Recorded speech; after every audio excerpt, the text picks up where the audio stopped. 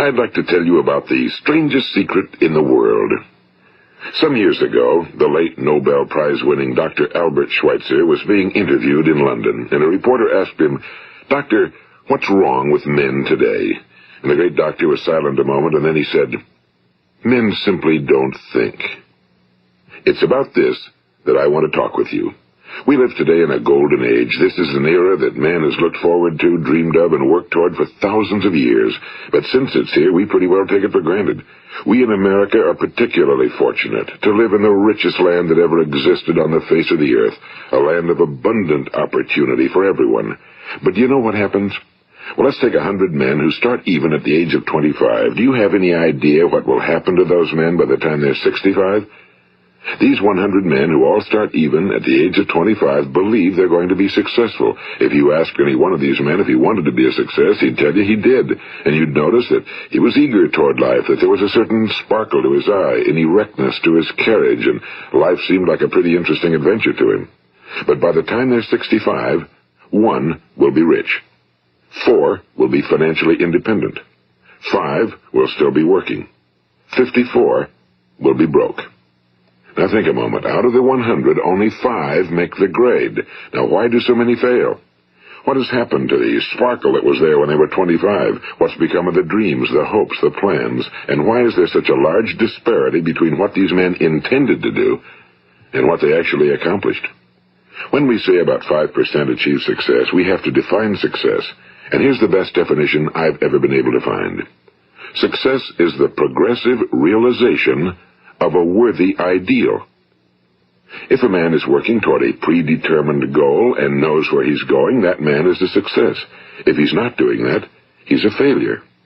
Success is the progressive realization of a worthy ideal. Rollo May, the distinguished psychiatrist, wrote a wonderful book called Man's Search for Himself. And in this book he says, the opposite of courage in our society is not cowardice. It is conformity. And there you have the trouble today. It's conformity, people acting like everyone else without knowing why, without knowing where they're going. Now think of it.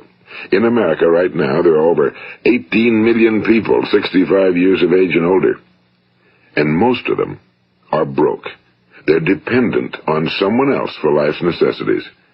Now, we learn to read by the time we're 7. We learn to make a living by the time we're 25. Usually by that time, we're not only making a living, we're supporting a family. And yet by the time we're 65, we haven't learned how to become financially independent in the richest land that has ever been known. Why? We conform. And the trouble is that we're acting like the wrong percentage group, the 95 who don't succeed. Now, why do these people conform? Well, they really don't know. These people believe that their lives are shaped by circumstances, by things that happen to them, by exterior forces. They're outer-directed people. A survey was made one time that covered a lot of men, working men, and these men were asked, "Why do you work? Why do you get up in the morning?" 19 out of 20 had no idea. If you ask them, they'll say, well, everyone goes to work in the morning, and that's the reason they do it, because everyone else is doing it. Now let's get back to our definition of success. Who succeeds? The only person who succeeds is the person who is progressively realizing a worthy ideal. He's the person who says, I'm going to become this, and then begins to work toward that goal. I'll tell you who the successful people are. A success is the school teacher who's teaching school because that's what he or she wants to do. The success is the woman who's a wife and mother because she wanted to become a wife and mother and is doing a good job of it. The success is the man who runs the corner gas station because that was his dream. That's what he wanted to do. The success is the successful salesman who wants to become a top-notch salesman and grow and build with his organization. A success is anyone who is doing deliberately a predetermined job because that's what he decided to do deliberately. But only 1 out of 20 does that. That's why today there isn't really any competition unless we make it for ourselves. Instead of competing, all we have to do is create. You know, for 20 years I looked for the key which would determine what would happen to a human being. Was there a key I wanted to know which would make the future a promise that we could foretell to a large extent?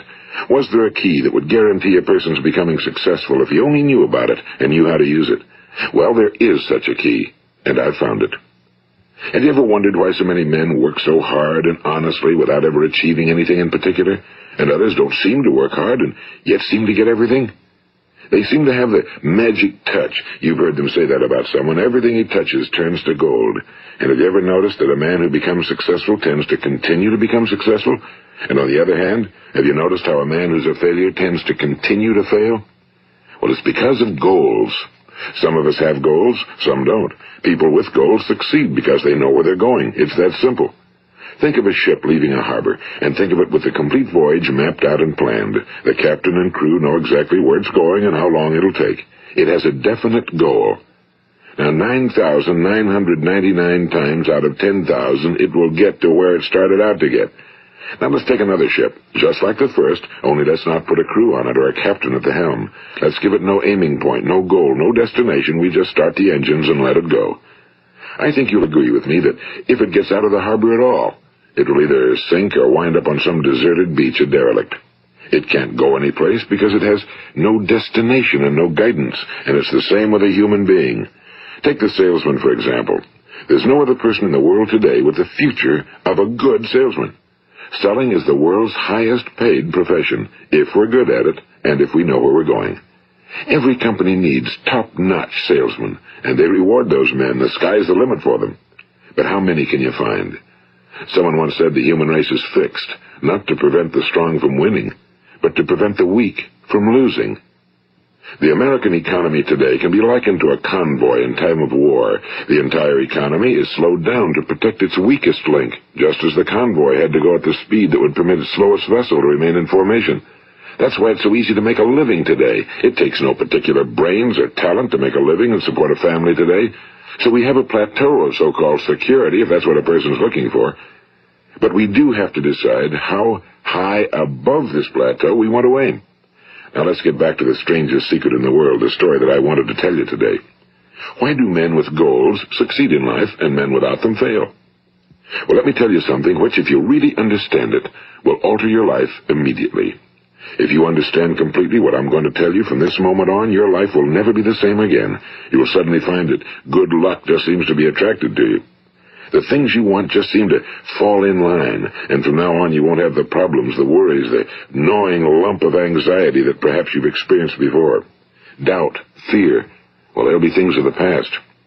Here's the key to success and the key to failure. We become what we think about. Now let me say that again. We become what we think about.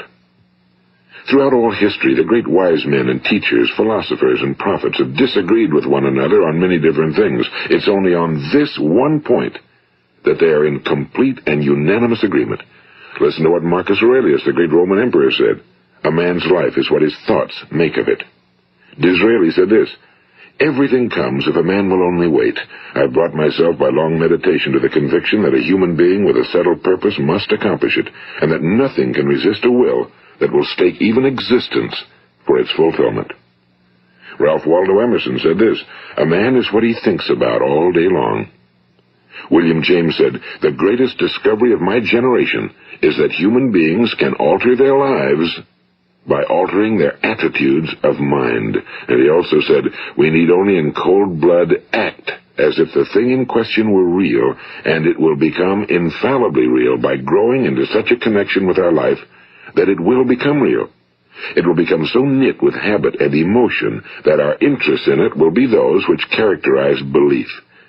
And he also said, if you only care enough for a result, you will almost certainly attain it. If you wish to be rich, you will be rich. If you wish to be learned, you will be learned. If you wish to be good, you will be good. Only you must then really wish these things and wish them exclusively, and not wish at the same time 100 other incompatible things just as strongly.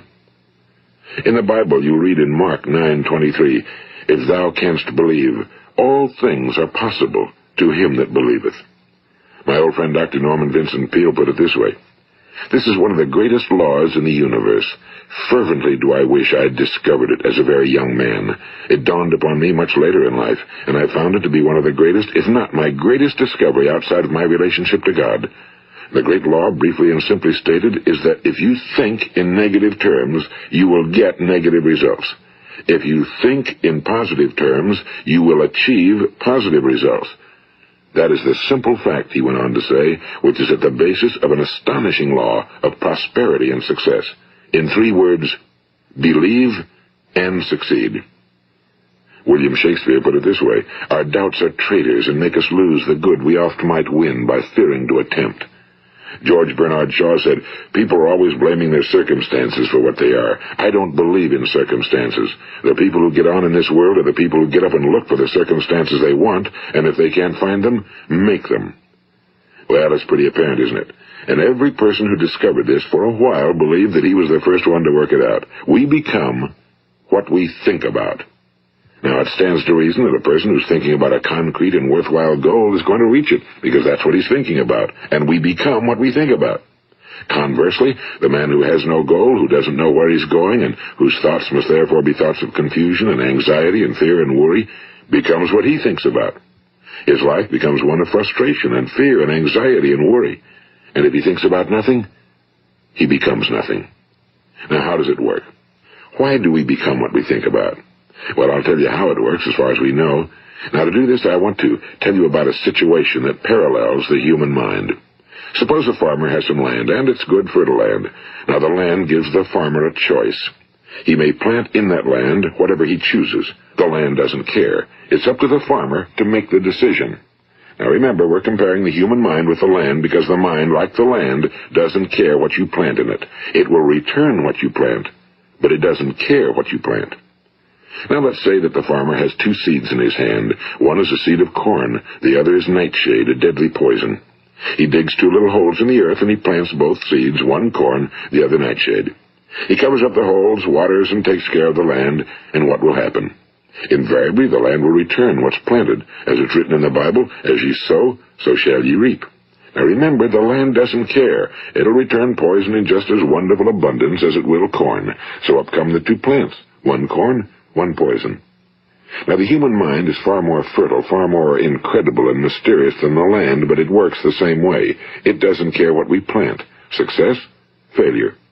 A concrete, worthwhile goal, or confusion. Misunderstanding, fear, anxiety, and so on. But what we plant, it must return to us. You see, the human mind is the last great unexplored continent on Earth. It contains riches beyond our wildest dreams. It will return anything we want to plant. Now, you might say, well, if that's true, why don't people use their minds more? Well, I think they figured out an answer to that one, too. Our mind comes as standard equipment at birth. It's free, and things that are given to us for nothing we place little value on. Things that we pay money for, we value.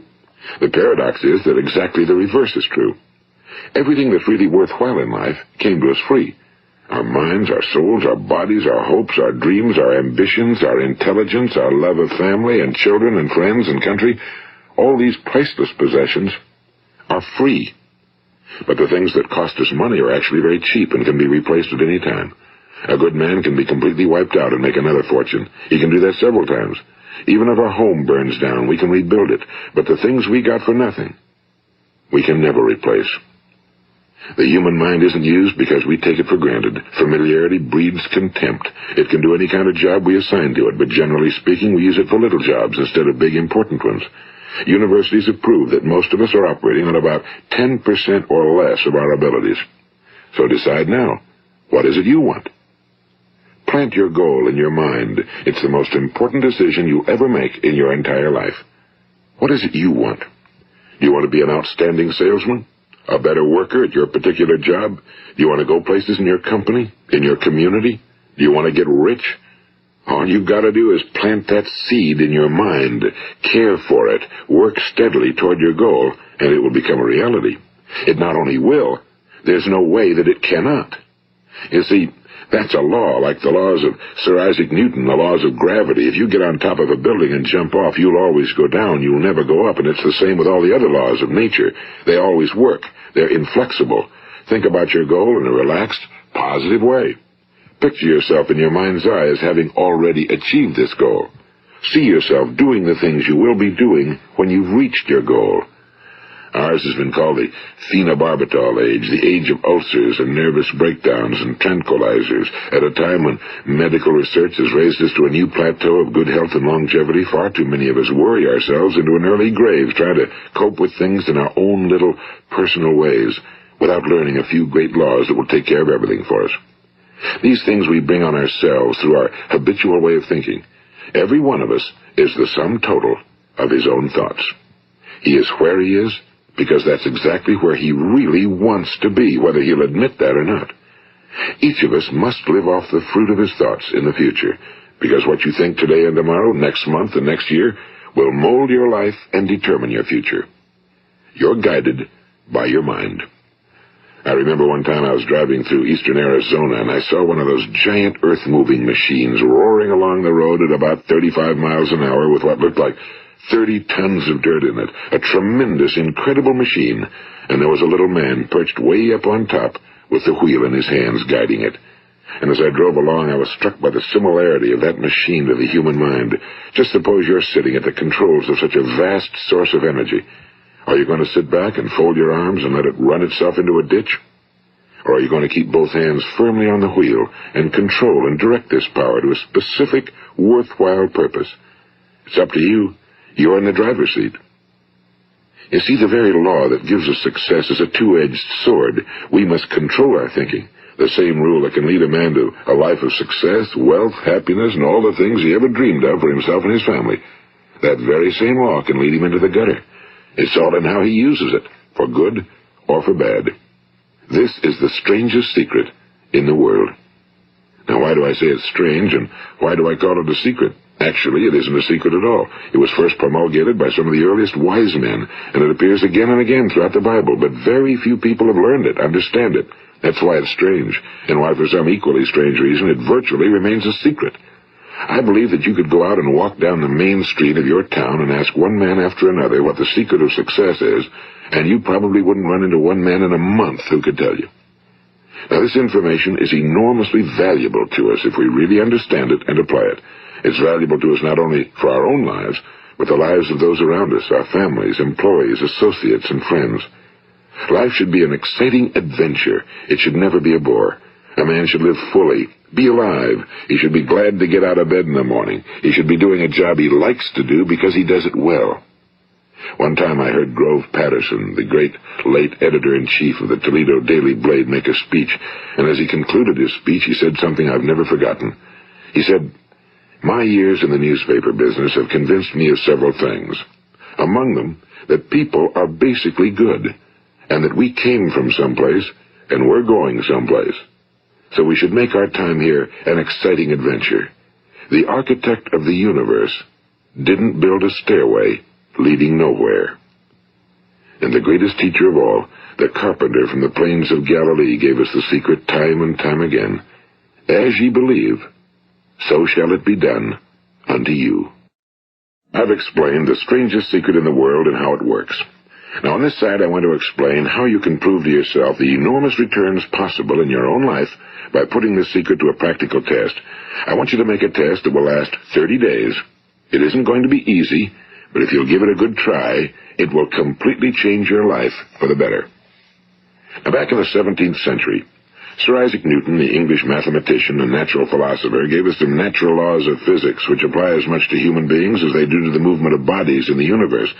And one of these laws is that for every action, there is an equal and opposite reaction. Simply stated, as it applies to you and me, it means we can achieve nothing without paying the price. The results of your 30-day experiment will be in direct proportion to the effort you put forth. To be a doctor, you must pay the price of long years of difficult study. To be successful in selling, and remember that each of us succeeds to the extent of his ability to sell. Selling our families on our ideas, selling education in schools, selling our children on the advantages of living the good and honest life, selling our associates and employees on the importance of being exceptional people. To, of course, the profession of selling itself. But to be successful in selling our way to the good life, we must be willing to pay the price. Now, what is that price? Well, it's many things. First, it's understanding emotionally, as well as intellectually, that we literally become what we think about, that we must control our thoughts if we're to control our lives. It's understanding fully that as ye sow, so shall ye reap. Second, it's cutting away all fetters from the mind and permitting it to soar as it was divinely designed to do. It's the realization that your limitations are self-imposed and that the opportunities for you today are enormous beyond belief. It's rising above narrow-minded pettiness and prejudice. And third, it's using all your courage to force yourself to think positively on your own problem, to set a definite and clearly defined goal for yourself, to let your marvelous mind think about your goal from all possible angles, to let your imagination speculate freely upon many different possible solutions, to refuse to believe that there are any circumstances sufficiently strong to defeat you in the accomplishment of your purpose, to act promptly and decisively when your course is clear, and to keep constantly aware of the fact that you are, at this moment, standing in the middle of your own acres of diamonds, as Russell Conwell used to point out. And fourth, save at least 10% of every dollar you earn. It's also remembering that no matter what your present job, it has enormous possibilities, if you're willing to pay the price. Now let's just go over the important points in the price each of us must pay to achieve the wonderful life that can be ours. It is, of course, worth any price. 1. You will become what you think about. 2.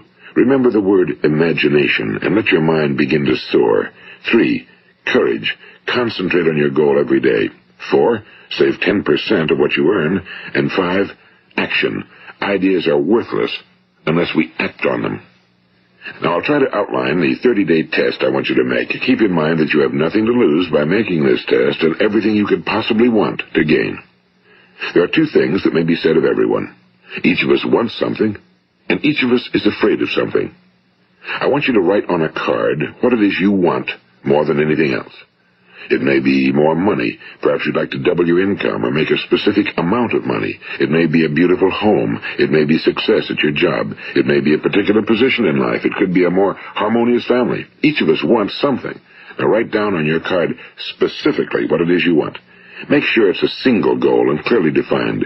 You needn't show it to anyone, but carry it with you so that you can look at it several times a day. Think about it in a cheerful, relaxed, positive way each morning when you get up, and immediately you have something to work for, something to get out of bed for, something to live for. Look at it every chance you get during the day and just before going to bed at night. And as you look at it, remember that you must become what you think about, and since you're thinking about your goal, you realize that soon it will be yours. In fact, it's yours really the moment you write it down and begin to think about it. Look at the abundance all around you as you go about your daily business. You have as much right to this abundance as any other living creature. It's yours for the asking. Now we come to the difficult part. Difficult because it means the formation of what is probably a brand new habit, and new habits are not easily formed. Once formed, however, it will follow you for the rest of your life. Stop thinking about what it is you fear. Each time a fearful or negative thought comes into your consciousness, replace it with a mental picture of your positive and worthwhile goal. And there'll come times when you'll feel like giving up. It's easier for a human being to think negatively than positively. That's why only 5% are successful. You must begin now to place yourself in that group. For 30 days, you must take control of your mind. It will think about only what you permit it to think about. Each day for this 30-day test, do more than you have to do. In addition to maintaining a cheerful, positive outlook, give of yourself more than you've ever done before. Do this knowing that your returns in life must be in direct proportion to what you give.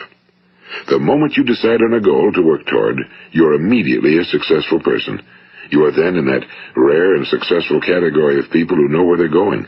Out of every 100 people, you belong to the top 5. Don't concern yourself too much with how you're going to achieve your goal. Leave that completely to a power greater than yourself. All you have to do is know where you're going. The answers will come to you of their own accord and at the right time. Remember these words from the Sermon on the Mount, and remember them well. Keep them constantly before you this month of your test. Ask, and it shall be given you. Seek, and ye shall find. Knock, and it shall be opened unto you. For every one that asketh receiveth, and he that seeketh findeth, and to him that knocketh it shall be opened. It's as marvelous and as simple as that. In fact, it's so simple that in our seemingly complicated world, it's difficult for an adult to understand that all he needs is a purpose and faith. For 30 days, do your very best. If you're a salesman, go at it as you've never done before, not in a hectic fashion, but with the calm, cheerful assurance that time well spent will give you the abundance in return you deserve and want. If you're a homemaker, devote your 30-day test to completely giving of yourself without thinking about receiving anything in return, and you'll be amazed at the difference it makes in your life. No matter what your job, do it as you've never done it before for 30 days. And if you've kept your goal before you every day, you'll wonder and marvel at this new life you've found.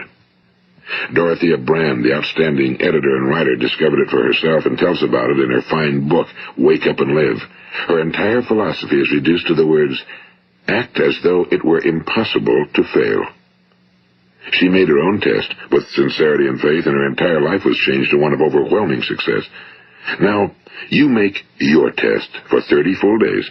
Don't start your test until you've made up your mind to stick with it. You see, by being persistent, you're demonstrating faith. Persistence is simply another word for faith. If you didn't have faith, you'd never persist. If you should fail during your first 30 days, by that I mean suddenly find yourself overwhelmed by negative thoughts, you've got to start over again from that point and go 30 more days. Gradually, your new habit will form until you find yourself one of that wonderful minority to whom virtually nothing is impossible. And don't forget the card. It's vitally important as you begin this new way of living. On one side of the card, write your goal, whatever it may be. On the other side, write the words we've quoted from the Sermon on the Mount. Ask, and it shall be given you. Seek, and ye shall find. Knock, and it shall be opened unto you.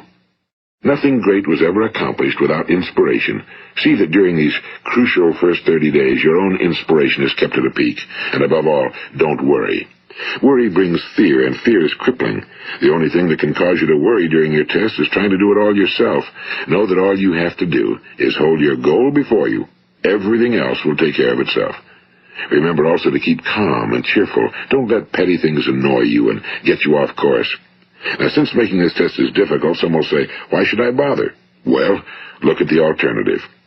No one wants to be a failure. No one really wants to be a mediocre individual. No one wants a life constantly filled with worry and fear and frustration. Therefore, remember that you must reap that which you sow. If you sow negative thoughts, your life will be filled with negative things. If you sow positive thoughts, your life will be cheerful, successful, and positive. Now, gradually, you will have a tendency to forget what you've heard on this recording. Play it often. Keep reminding yourself of what you must do to form this new habit. Gather your whole family around at regular intervals and listen to what's been said here. You know, most men will tell you that they want to make money without understanding the law. The only people who make money work in a mint. The rest of us must earn money. This is what causes those who keep looking for something for nothing or a free ride to fail in life. The only way to earn money is by providing people with services or products which are needed and useful. We exchange our time and our product or service for the other man's money. Therefore, the law is that our financial return will be in direct proportion to our service. Now, success is not the result of making money. Making money is the result of success, and success is in direct proportion to our service. Most people have this law backwards. They believe that you're successful if you earn a lot of money. The truth is that you can only earn money after you're successful. It's like the story of the man who sat in front of the stove and said to it, "Give me heat, and then I'll add the wood." How many men and women do you know, or do you suppose there are today, who take the same attitude toward life? There are millions. We've got to put the fuel in before we can expect heat. Likewise, we've got to be of service first before we can expect money. Don't concern yourself with the money. Be of service. Build, work, dream, create. Do this, and you'll find there's no limit to the prosperity and abundance that will come to you. Prosperity, you know, is founded upon a law of mutual exchange. Any person who contributes to prosperity must prosper in turn himself. Sometimes the return will not come from those you serve, but it must come to you from someplace, because that's the law. For every action, there is an equal and opposite reaction. As you go daily through your 30-day test period, remember that your success will always be measured by the quality and quantity of service you render, and money is a yardstick for measuring this service. No man can get rich himself unless he enriches others. Now, there are no exceptions to a law. You can drive down any street in America and from your car estimate the service that's being rendered by the people living on that street. Had you ever thought of this yardstick before? It's interesting. Some, like ministers and priests and other devoted people, measure their returns in the realm of the spiritual, but again, their returns are equal to their service. Once this law is fully understood, any thinking person can tell his own fortune. If he wants more, he must be of more service to those from whom he receives his return. If he wants less, he has only to reduce his service. This is the price you must pay for what you want. If you believe you can enrich yourself by deluding others, you can end only by deluding yourself. It may take some time, but just as surely as you breathe, you'll get back what you put out. Don't ever make the mistake of thinking you can avert this. It's impossible. The prisons and the streets where the lonely walk are filled with people who tried to make new laws just for themselves. We may avoid the laws of man for a while, but there are greater laws that cannot be broken. An outstanding medical doctor recently pointed out 6 steps that will help you realize success. 1. Set yourself a definite goal. 2. Quit running yourself down. 3. Stop thinking of all the reasons why you cannot be successful and instead think of all the reasons why you can. 4. Trace your attitudes back through your childhood and try to discover where you first got the idea you couldn't be successful, if that's the way you've been thinking. 5. Change the image you have of yourself by writing out a description of the person you would like to be. And 6. Act the part of the successful person you have decided to become. The doctor who wrote those words is a noted West Coast psychiatrist, Dr. David Harold Fink. Do what the experts since the dawn of recorded history have told you you must do. Pay the price by becoming the person you want to become. It's not nearly as difficult as living unsuccessfully. Make your 30-day test, then repeat it again, and each time it will become more a part of you until you'll wonder how you could ever have lived any other way. Live this new way, and the floodgates of abundance will open and pour over you more riches than you may have dreamed existed. Money? Yes, lots of it. But what's more important, you'll have peace. You'll be in that wonderful minority who lead calm, cheerful, successful lives. Start today. You have nothing to lose, but you have a whole life to win. This is Earl Nightingale, and thank you.